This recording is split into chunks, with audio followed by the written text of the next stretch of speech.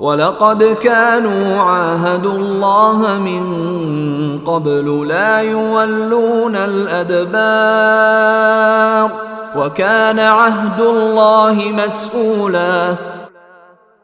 اور حقیقت یہ ہے کہ انہوں نے اللہ سے پہلے یہ عہد کر رکھا تھا کہ وہ پیٹ پھیر کر نہیں جائیں گے، اور اللہ سے کیے ہوئے عہد کی باز پرس ضرور ہو کر رہے گی۔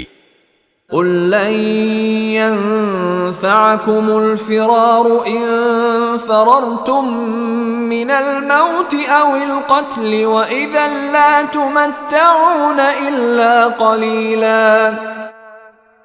اے پیغمبر، ان سے کہہ دو کہ اگر تم موت سے یا قتل سے بھاگ بھی جاؤ تو یہ بھاگنا تمہیں کوئی فائدہ نہیں دے گا، اور اس صورت میں تمہیں زندگی کا لطف اٹھانے کا جو موقع دیا جائے گا وہ تھوڑا ہی سا ہوگا۔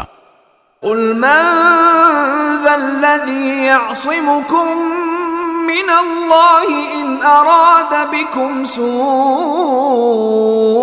أَوْ أَرَادَ بِكُمْ رَحْمَةً وَلَا يَجِدُونَ لَهُم مِّن دُونِ اللَّهِ وَلِيًّا وَلَا نَصِيرًا۔